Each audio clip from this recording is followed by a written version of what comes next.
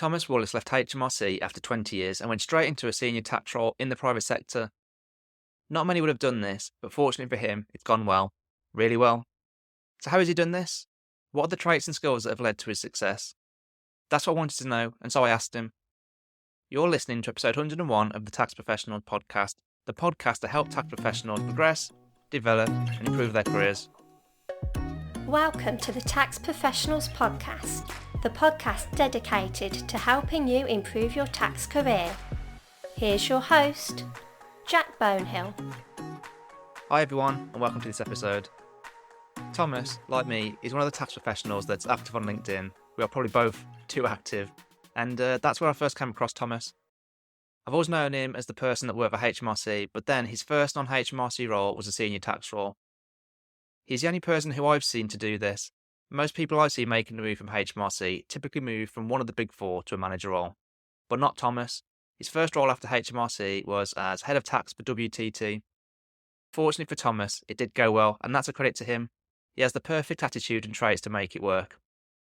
Whilst Thomas's story involves the move from HMRC, the attributes that have made it work for him are universally key to achieve senior roles and also to do well in them. So all of us aspiring to do that should take useful information from this episode. The episode starts with a bit about Thomas and his tax career to date and what spurred him to leave HMRC after 20 years. We talk about why Thomas believes he's been successful in his senior role straight from HMRC. We have a discussion around critical thinking and its importance, and both of us completely agree that it's a super important skill if you want to do well in your career. We talk about Thomas's technical knowledge at the point he left HMRC and whether it was good enough. We also talk about what Thomas has learned about business development, BD, winning clients and winning work since leaving HMRC. We then talk about key skills to do well in senior roles outside of HMRC, and also Thomas shares his advice for someone that's thinking about leaving HMRC. Rough timings for each area of the episode can be seen in the show notes at thetaxprofessionalspodcast.com/TTPP101 or by going to the details section of the episode within your podcast player of choice. The last episode was me sharing stories and insights into the first 9 years of my tax career, where I do share an awful lot about my experiences, particularly in relation to the 3 key chapters of my career to date.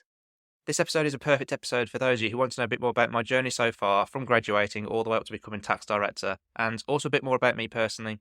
My main aim for the podcast this year is to increase listenership, and you can help with that by being connected to me on LinkedIn and liking, commenting on, or sharing my posts, as that increases the reach of them and gets the podcast in front of more people. So if you can do one thing for me from this episode, please send over to my LinkedIn page, link to which is in the show notes.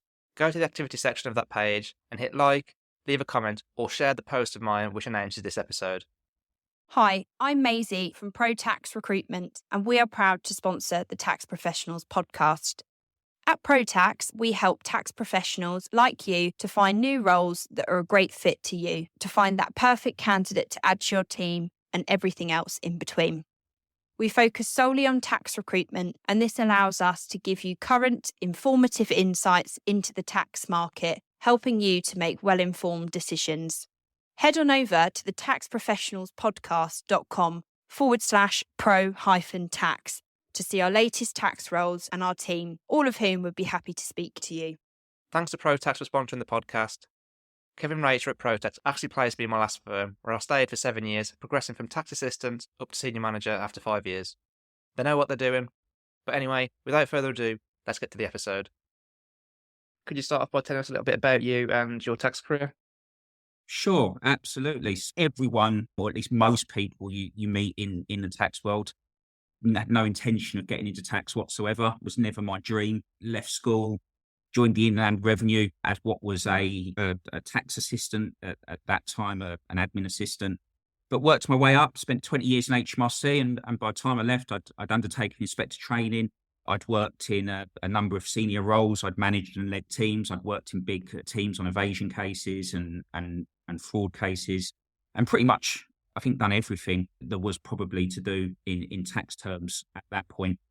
Joined TT in 2017 as their head of tax, and I'm now their director of tax investigations. And I play some roles in other places where I'm a member of STEP, I'm a member of the ATT, and I sit on the online branch committee of the CIOT and the ATT. So after 20 years then, what spurred the move to go to the private sector? It's one of those things that when you don't know any different, it's always a kind of nervous move. Bearing in mind, I went straight from school to HMRC. I hadn't really known anything but HMRC. And that obviously holds some fear. However, I think we've all seen the changes in HMRC over the years. I think we've all seen it's perhaps not the organisation it was. Offices were closing, they were going into regional centres, and that just seemed like a good opportunity. And it just seemed like I do it now, I never do it. Once you get so far, it's more difficult to leave once you kind of get into the upper echelons of the grading system. So it just seemed like now's the time to do it or never do it at all. And well, I'll tell you at the end of my career, Jack, but I think it's working out, hopefully. Yeah.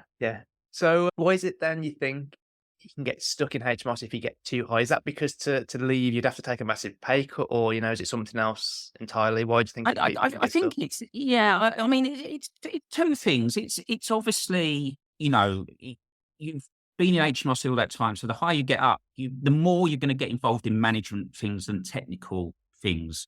So perhaps more you're less the technician and more the manager and leader, the higher you get up, which obviously probably doesn't hold as much value, certainly holds some value, but that probably doesn't hold as much value as a good technician going into the private sector.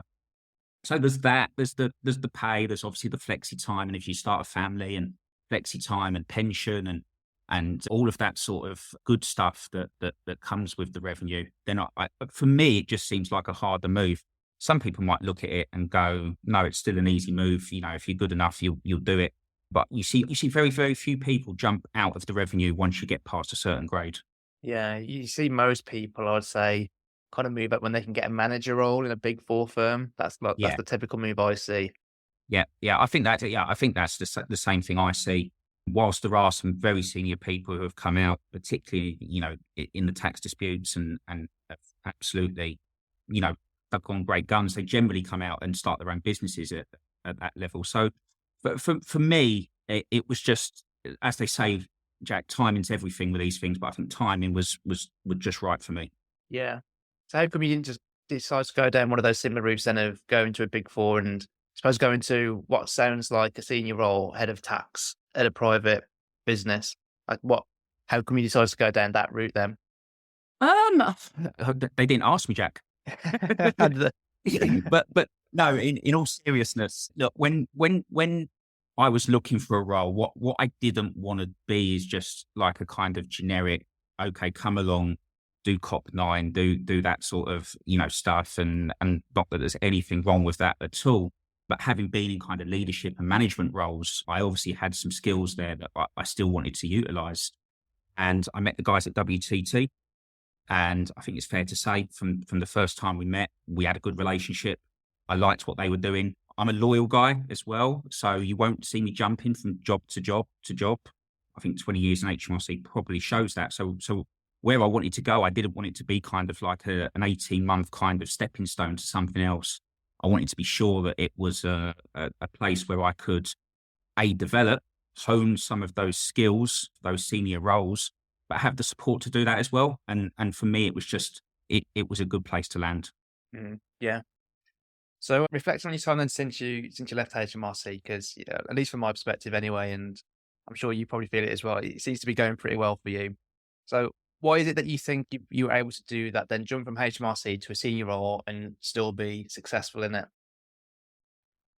It's always a difficult one to answer because, I'm kind of that guy that, chuck me in the deep end and I'll swim kind of thing. So it didn't really hold fear for me in that way. But when I look back on it, I think there was some skills definitely that kind of helped me in that. Some of the skills that you need that are not just tax skills, business acumen. From as long as I remember The Apprentice being on TV, I call the contestants idiots and tell them what they should be doing. And then Lord Sugar goes and confirms that, what I had in mind was the right idea. And, I'm not saying I'm going to be on The Apprentice next year, but I think watching it, I could do a lot worse than do that. So there's that business acumen, which I think I had from dealing with large businesses and that sort of stuff. Family that are in business. I've always been around people that are in business. So that was useful. I've always felt a little bit entrepreneurial in that way. And I think you talked earlier about coming into the smaller kind of, let's call it a boutique tax, and there's nothing wrong with boutique tax firm whatsoever. I quite like that name as well. But it's a chance to use some of those entrepreneurial skills. So, I mean, I was the kid that sold sweets in the school playground, bought 5p, sold them for 10p. I run a fantasy football league. There was always, an angle for something. So there was a little bit of that in me. And also, you are coming in at a senior level and you're going to be managing some people, and you're not always going to agree with the people that you're working with. And sometimes in a bigger firm, it's easier to hide when you don't want to, disagree with something. But in a smaller firm, you can't really do that. So again, I think my skills in kind of, being a bit political and a bit, assert also in the right way, I think was something that helped me as well. It's always good to, if you can get your point over, whether it's right or wrong, not really the aim of it, whether it's right or wrong. You back it with your thoughts, you back it with good judgment, and you make an opinion, a consensus between a leadership team, and then you decide what's right and you run with it. And again, I just feel that, I'm quite good at doing that. I'll say my bit, and if the consensus is we're doing something else, you come out that room and you do that something else, where you do it. It's obviously good that you had some skills then that obviously have helped a lot, like you said, knowing about certain business things, having some business acumen, having those leadership roles to be able to, I suppose, have those skills. I'm also guessing then you had some gaps then in some places. And when you were leaving, what did you think those gaps were at the point you left? Commercial awareness, I think, was a big gap. Commercial awareness is something that's taught quite a lot in the revenue, but not really, I think, in terms that anyone in the outside would recognize commercial awareness. And again, that's not kind of throw down on anyone. It's just, commercial awareness in the revenue is, are you getting value for money for something? Commercial awareness on the outside is a much more about, can you pay the bills this month? Have you got the cash flow? Have you got the costs? What's your industry knowledge? What are your competitors doing? What's the latest issue that's going to hit the desks that you've got to get that blog article out and get ahead of everyone and show that, you've got some knowledge in this and can win business with it. That's commercial awareness. So I think for me, it was learning those sort of things. I think that was having, whilst I joked earlier about, the apprentice and that, yeah, it's a hell of a lot different running a business and being involved in those kind of decisions. So that was a big gap for me, big gap. Yeah, it's interesting actually, because I think a lot of HMRC officers think they have really good commercial awareness, but yeah. I think when you see it from like a private sector point of view, like they just don't. Like, when they ask for like deadlines within like 7 days or something, and it's a huge and it's business. The middle of January. Yeah, exactly. And you're like, that is not, you're demonstrating zero commercial awareness if you're doing things like that. Absolutely. And I think that's very illustrative of that gap that is there. Yeah. How did you make up for that gap then when you came into WTT? Again, I put it down to people that I was working with that are willing to show me. I mean, first off, you've got to be willing to learn. First of all, you've got to be willing to get into it and say, look, okay, do you know what? I'm a tax guy, but if I'm going to be involved in this and I'm going to, be involved in business decisions and I'm going to be a senior leader in this business, I need to have these skills. So you need to be open to learning, but also you need someone to show you and teach you. So I was lucky that, I work with a brilliant managing director. He hasn't paid me to say that, I promise. But he's really good at the commercial side and business running side. And, he's got a spreadsheet that will show you, cash flow for the next 12 months and everything like that. So it was really good to kind of, and don't get me wrong, I'm still learning those skills, but yeah, really valuable to have someone that had those skills sitting next to me. Yeah. So is it more of a learning by osmosis, or is he like sat down with you and mentored you, and maybe if it's not formally anyway? Yeah. I mean, I think it is by osmosis. I think it's by, A, giving you the tools and B, allowing you to make your decisions. And as I said earlier, a lot of these things are not whether a decision is right or wrong. It's whether you use the right information, whether the conclusions you drew were reasonable. And we can apply that to lots of things. But you can apply that in business as well, because as much as you can forecast things, there's no guarantee that's going to happen. There's no guarantee, look, we all sat there smiling, one day and we were all working at home for, the next 9 months the next day. So you can't legislate for everything in that scenario. So it really is just saying, here's the tools, come to your conclusions. If you're wrong, that's fine. we'll show you why it's wrong. If you're right, but it still turns out wrong, that's fine as well, because that's what happens. As long as it's not you put in wrong data, you've got wrong answer, everything else is a good one. Yeah. It sounds like actually to some extent then you've been given like the freedom to try things out yourself and learn through trial and error in some ways. I think that's really important to let people learn things for themselves. I'm a big believer, and I know people have got frustrated with me in the past because they'll ask me a question. I'll say, well, what do you think? What about this? What do you think? And I won't give them the answer because I think it's really important not to just give the answer, because a lot of what we do is being able to think things through and be quite critical with that thought process as well. And that's really what you're learning in that. You're not learning, look, I can show you a computation and I can give you a pro forma and you can stick that on your notice board and you can follow that for the next 5 years until they change the legislation. But what I really want you to do is think through it, and I want you to think why you're doing that and why you're coming to that conclusion. Why does that go there, and why is that the answer? And apply it to the facts. So I think in lots of this, you take those tax skills and you apply them to the business world as well, and vice versa. Because I think that's what I see recently. And Jack, I'm sure this is supposed to be one way, but I'll ask you the question back. Critical thinking seems to be a dying art. Oh, massively. I completely agree with that. Yeah. And people like you to do the thinking for them. Absolutely. Nowadays, at least most people do anyway. When you find someone that does a bit of thinking for themselves, it is a revelation, I think, for the younger generation. I'm saying that I'm not even 30 yet. I'm 30 this year, and I'm saying that. I probably sound like a massive snob.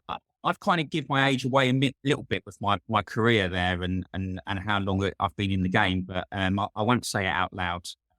But you're right. When I was relatively junior, very junior in the revenue, and we had to make submissions to inspectors, I remember an inspector telling me, and great guy, again, helped me a lot. But one of the things he told me is, don't ask me a question and then not give me a proposal at the end of it. Tell me the easiest and what I want to see is something that I can just write agreed to. Yeah. And I still believe that.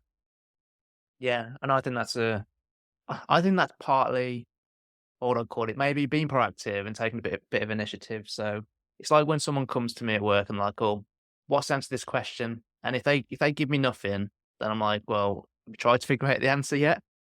What I always prefer is when they go, I've got this question, I've done some research, this is what I think the answer is, this is why, do you agree? Which is exactly what you're talking about. Absolutely. Right? And I think really anyone that's early in their career, doing that will reap its weight in gold easily, because you will then be seen as like easy to work with and a valuable member of staff, even like from day one, if you can operate on that basis.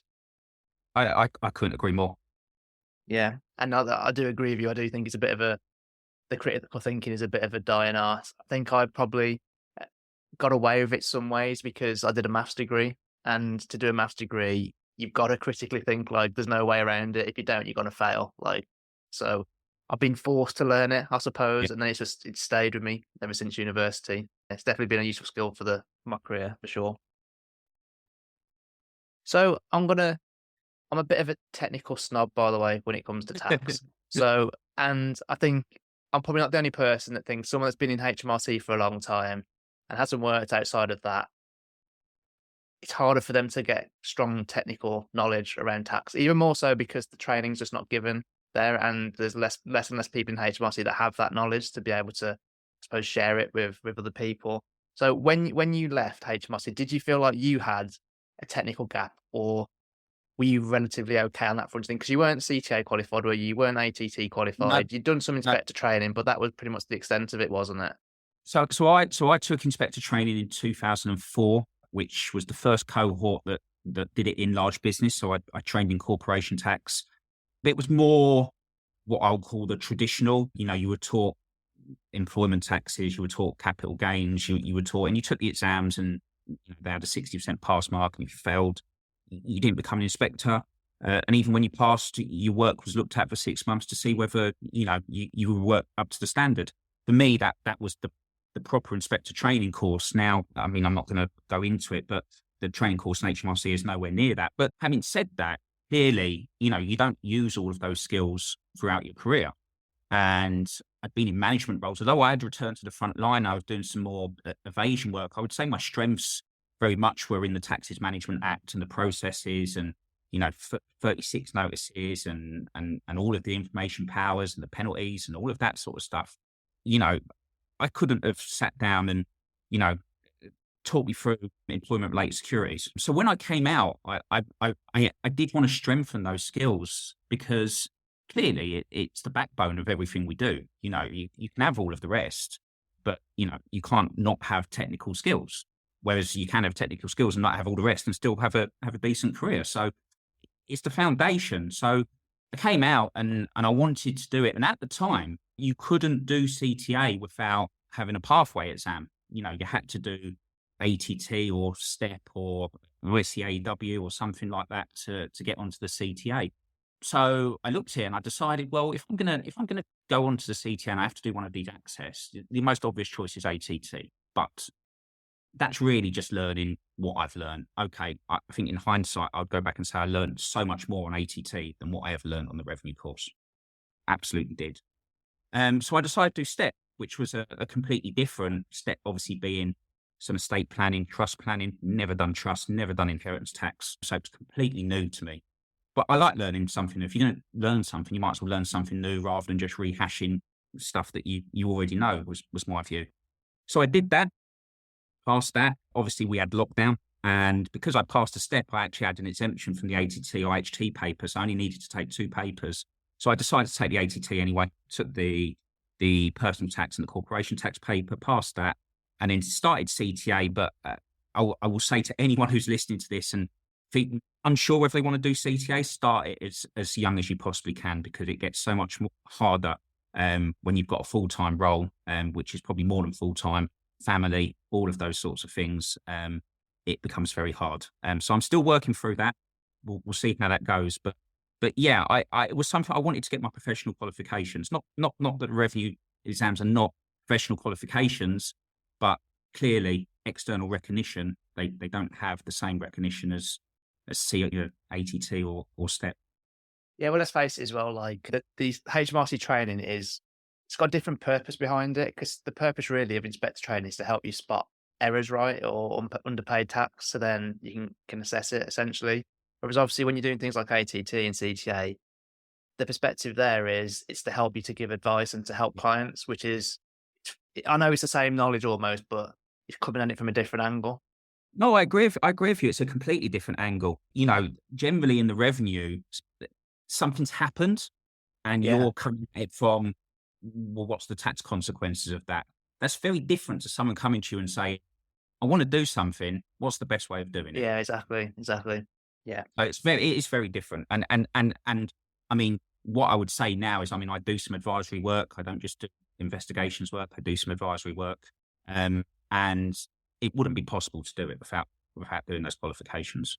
Yeah. To see our latest tax roles at ProTax, along with our friendly team who's more than happy to speak to you, head on over to the taxprofessionalspodcast.com/pro-tax. So just, I suppose, again, this is probably a skill you never really got to exercise or learn in HMRC about like BD, business development, winning work. How have you approached that then? Because I'm sure it's a big element of your role. And obviously I know you're very active on LinkedIn, which is where I first came across you. You post on there quite a lot. So yeah, I suppose, what have you learned about BD? How have you done that? What are you trying? What seemed to work for you? What hasn't worked? Bit of an overview. I would say everyone who is in professional services is in some sort of BD or sales role. Ultimately, that's what we do as part of the job. Some to more degree, some to less degree. But I think if you can have that skill, it will repay you back in spades.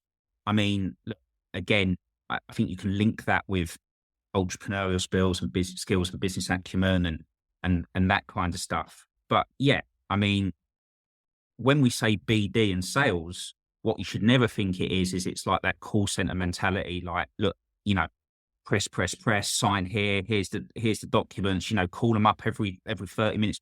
That's not how you sell to people. You sell to people through people, from them understanding you. So I think the first part of that for me was, as you say, was to get my personality out there. It was to kind of sort of say, well, this is who I am and this is what I'm about. And I don't really know who's listening. I don't really know who wants to listen, but, you know, I'm here saying it anyway.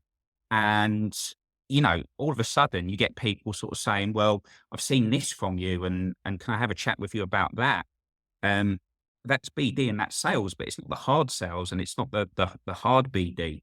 You go to networking events and, you know, all of a sudden you don't walk in the room as the guy not knowing anyone anymore. You know people. And even if it's, I mean, look at the first time we spoke, Jack. I mean, we'd never spoke before, but we knew of each other and we knew what each other was about. And that was an easy conversation straight away because we knew each other. We through that kind of, you know, whether you want to call it the social media presence or whether you want to call it the online presence or whatever it is you call it, clearly it's had its use. You know, I wouldn't be on this if they're. So I think a lot of people are quite scared of that BD. They're quite scared of that sales kind of mentality, but it is crucial. And I'd say the first stage of that, get yourself out there, get yourself post on LinkedIn, even if it's just a little comment, even if it's just a 2-liner about something, even if it's, you know, doesn't have to be all about work. And look, I get it. You know, bigger firms have social media policies and it's a bit nervous. And I've spoke to some very, very, very senior people who say to me, I wish I could say what you say on LinkedIn, but I just couldn't do it. Absolutely fine. You don't have to. This isn't about being the loudest or the brashest or, you know, controversy. You know, it's not. It's just about, this is what I do. This is how I do it. And if that's something that interests you, let's have a conversation. Yeah. Where do you think you kind of learnt that philosophy from, by the way, about people? Well, I don't think you said these words, but this is how I usually say it. It's people buy from people. I've literally just finished a podcast episode where that's one of the lessons in it. People buy from people, not firms, right? And that seems like that's the core to your approach to business development and winning work. Because coming out of HMRC, would you have known that? Or did you know that? Or did you learn that from someone or through some meetings when you came out? Not at all. I mean, because, you know, the beauty of HMRC is you don't have to sell anything. You know, they come to you. So, hence the question. but internally you do. Internally you have to sell yourself, and internally you have to sell your ideas, and internally you have to sell your team. So there is an element of that. It's not perhaps, but that's done through, again, people. It's done through relationships. But if I'm being honest, I mean, my mum always worked in hospitality. My mum worked in pubs virtually her whole life. I grew up watching my mum work in pubs and lived in them for a time. People come back to pubs because they enjoy the people that are there, and whether that's the clientele or whether it's the staff or whatever it is, that's the name of the game. So I guess there's an element of it from that, you know, because there's a choice in this. People don't have to have your services. People don't have to use you. There are 20, 30, 40 others that can do what you're doing, but do they like how you're doing it? And does that resonate with them? And that's the key for me. Yeah. Well, sounds like we share quite a lot of the same philosophies around these things. Yeah. I suppose based on your experience then now of working at HMRC for 20 years and I suppose seeing the other side now for about 8 or so, is it? Or close to that? Yeah, coming up to that. Yeah, coming up to that. Like, what would you say are the key skills then to do well in senior roles outside of HMRC? Well, I said it earlier, that technical knowledge is obviously key. You know, that at the end of the day, that's what we do. So, you know, if I put all of this gloss on top, that's not saying, you know, you don't have to have the technical knowledge. Now, look, you don't have to be the most technical. I would say most firms, you wouldn't look around. In fact, I always say there's no one more up to date with their knowledge and more technical than the guy that's just passed his exams. Don't look at the partner, look at the guy that just passed his exams, because he knows all the latest stuff and he's been absolutely regurgitating it for a couple of weeks now.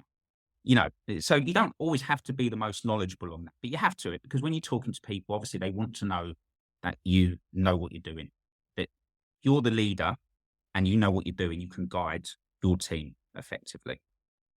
The BD sales we've mentioned, you know, again, I said it, I'll say it again for those that weren't listening. Everyone in professional services is selling something. whether you realise it or not. Everyone is selling something.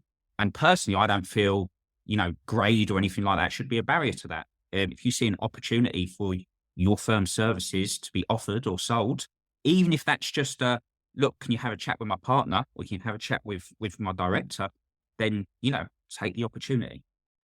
Critical thinking, again, we touched on it. I watched a documentary on Netflix yesterday called The Antisocial Network, and it's about 4chan. Now, I'd never used 4chan, but it was talking about how influential it was over the Trump presidency election and all of the conspiracy theories that came after that, and the kind of, once he was out of office, all of the controversy and how that was stoked up. But it said this really basic thing to me these days, which I've been trying to put my finger on it for a few days, how to articulate this, and it said it really well. The internet now is about rage. Twitter and YouTube is about creating rage. Rage creates cash. So people are trying to say the most outrageous things. People are trying to say the most silly things because they want to engage you in it. But here's what's happening. People are just accepting it. People are going, it must be right. He's got X thousand followers, and, that resonates with me. It must be right.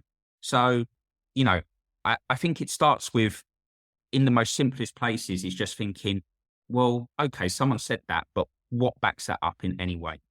Because most of the time the answer is nothing. Yeah. So that is quite key for me. And look, lastly, again, just, get yourself out there, go to networking events, get into the room with people, get onto, events and committees and anything like that. Write articles on stuff, write blogs. I just think there's no barrier in this moment with all of the platforms we've got. There's no barrier to self-publishing, to getting your name out.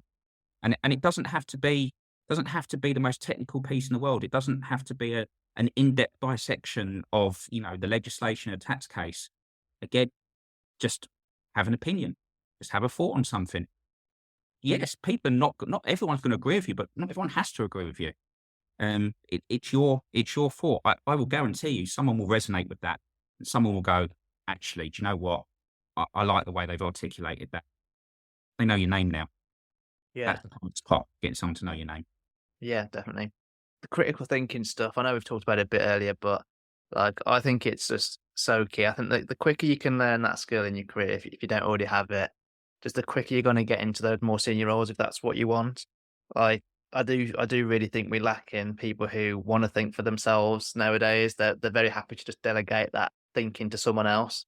But then all you end up becoming is like a processor, or like a bit like a machine in a way. That, and I think at some point those type of roles with AI and tech and everything are probably going to start dwindling a little bit. Or maybe we're still quite far away from that, but critical thinking is something that, at least now anyway, tech can't do. Yeah. No, I mean, I agree with you. It's still, you might be able to tell it's a bit of a bugbear of mine, but that's not necessarily. I'm not saying anyone who perhaps is listening to this and thinking, "Oh God, I'm not a critical thinker." I'm not saying, you need to go away and master this, but it's just like the reasoning behind things. Why? That's always the question. Why? Yeah. And then if you've got a problem, even thinking, how do you solve it? Like, I think sometimes I've seen this mentality before where people think, oh, it's above my pay grade, or I'm not senior enough to be expected to do that yet. But I think if you're someone that's not bothered about progression or development, then, that mindset's kind of okay. I mean, it's not my mindset, and I would never think like that. But I know some people do, and it's okay. But for people who do want to progress, particularly if you want to progress quickly, I think the quicker you can get away from that mindset and just be thinking, what can I do to help my manager or people in my team that are more senior than me, the more quick you'll get recognized, the more quick you'll be seen as valuable. So the more quick you'll get to those more senior positions. I mean, absolutely. And I, going back to my time in HMRC when I was before inspector training and I was very junior, I'd put my hands up for things that was above my pay grade, and people would look at me and go, "You're mad. Why are you doing that? You're not paid to do that." But there's a long game in this. You're right, I'm not paid to do that. But, when the opportunity comes along and they're looking for someone at the higher grade to do it, guess who's got the skills, and guess who's really shown they can do it. Yeah. And I also think it's not really being part of a team either as well. Like, I at least like to think the people I work with in my close team anyway, that we do you work together to try and solve things? Yeah, maybe there's more responsibility on my head than some other people, for example, but ultimately we're still working as one to try and achieve the same goal as each other, which is to have a good year, to help clients, and I suppose to grow in most cases for businesses in today's world. Yeah, absolutely. And I'll add to that as well. I don't think anyone listening to this, and perhaps you're in those higher positions, should be worried about anyone. No one's trying to take your job. No one, it's not a kind of like you have to. I've seen this so many times where, or at least I've heard stories of it so many times where, well, they won't allow me to do that. Well, why won't they allow you to do that? Because that's their contact, or that's their client, or that's, we just can't do it. It's like, well, to me, that seems mad, because the more stuff you can take off me, the easier, the more I can concentrate on revenue generating stuff, or business, or developing, or hiring, or something that helps us all. So I don't particularly get the mentality of kind of hoarding it all to yourself and kind of building this little empire to yourself. It doesn't work for me. Yeah, I think people have got to play to their strengths, but I think unfortunately the way that a lot of accountancy firms in particular are set up is it doesn't really allow for that to happen easily, because if you want to be, say, a manager, then they've got like a tick box of things that you need to hit before you can have that grade. And even if you're really, really good at one thing, let's say you're the most technical person ever, like you know the answer to every tax question, or you can find it, you can use Ledge and everything. But if you, for example, I don't know, can't turn that into a client-friendly piece of advice, and that's something that they want for someone to be a manager, then you just will never get that manager Yeah, of role. course. I would actually like to see a shift in that. I'm not sure how it would happen yet or how it would work necessarily, but I think rather than try and make everyone like a bit of a okay at every skill, say in tax, really just fully utilize people's strengths, because in that way I think people probably enjoy their work more. And I think as a team, if you can set yourself up in that way, you're probably going to do much better than you would by everyone doing a bit of everything. And it's also understanding your own strengths. Like, we can't all be strong in everything. That's impossible. So, I mean, I had it explained very well to me once. It's like a T. So the bit down the middle is your core strength. That's what you excel at. That's what you're strong at. And then the bar across the top is all the bits that you're good at. You're not an expert, you're good at. That's the little nice to have kind of bit.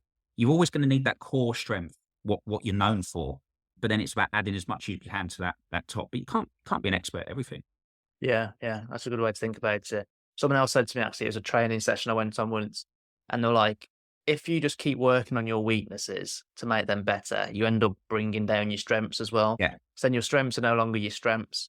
But it's so much effort to make a weakness much better. And you're much better just making your strength even more of a strength, I think, in a lot of cases. Yeah, I agree. I agree with you. I think you just have to accept you will always have weaknesses. That's just the nature of it. Doesn't make you any worse or any less likely to get a promotion or anything like that, unless it's something you say that is really essential. We all make mistakes and we all have weaknesses, and literally dealing with it, learning to identify it, and when the situation comes up, getting the help you need if you need it is just as important. What would you say to anyone that's, I suppose, currently at HMRC and is thinking about moving out, thinking to make that leap then? Obviously, you did it after 20 years. Most people probably do it earlier. Some might do it later, but what's your advice to them if they're in that position now and starting to think about it? It's a good question. It's a good question, because I think it's very easy to kind of go, look, make the jump, and there's a few of us now that have shown that it can be done. I don't think anyone should say easily. Everything needs hard work, but it can be done. But it's about what you're looking for, really. If you're looking for like kind of 9 to 5, knock off when you want, leave that email to tomorrow, kind of, maybe HMRC is where you want to be and might be more suited. And, that might come across awful, but I think the reality is generally, in private practice, we're not kind of governed by that 9 to 5. We're not kind of governed by that kind of like, the clock has hit 1 minute past and now, you're on my time kind of thing. We get the job done, and that's the most important part. And that might mean some late nights, and it might mean that when it's quieter, not so late nights. So you've got to be prepared to put the work in for it, which is quite important. But if you're prepared to do that, and again, knowing that, I think first thing I'd say as well, knowing that the love for your ex-employer might not be what you thought it was when you get on the outside, but if do it. I think the only thing you regret in this life is something you wanted to do and you didn't do it. So do it. I think the difficulty is it's difficult to get back into HMRC if you work out it's a mistake. Yeah, the only thing I wanted to ask actually, which I probably should have asked earlier, is just about whether you've, I suppose, landed on a tax specialism rather than being like a bit of a generalist. Because you talked a bit about inheritance tax. I think you mentioned that when you did your inspector training, you did a bit of everything. And obviously, it's impossible to know everything, isn't it? Have you kind of landed on a few areas of tax that you tend to advise on now outside of doing the investigation work that you do?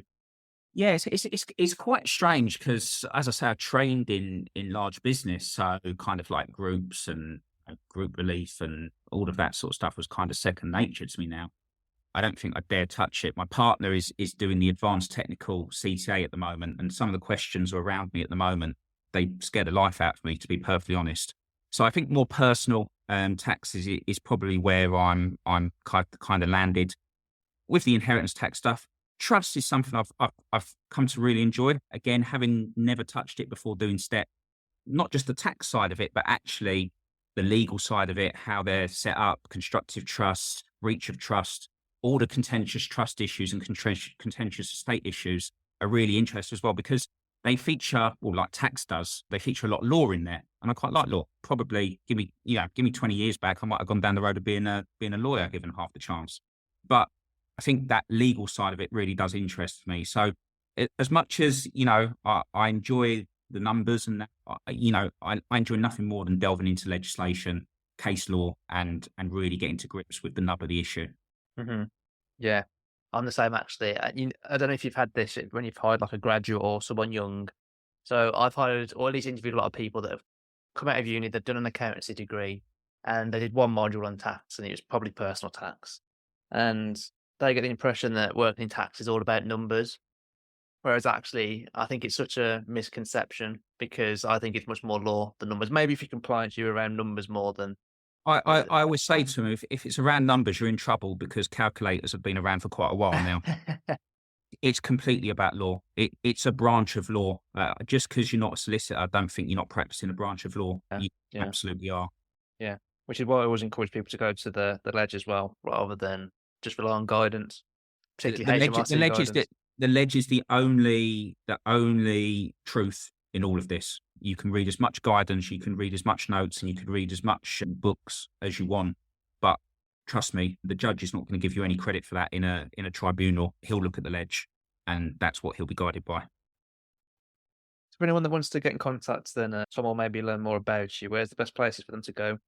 You said it earlier, LinkedIn seems to be where I hang about most. So you can connect with me on LinkedIn, DM me on LinkedIn. I will always acknowledge.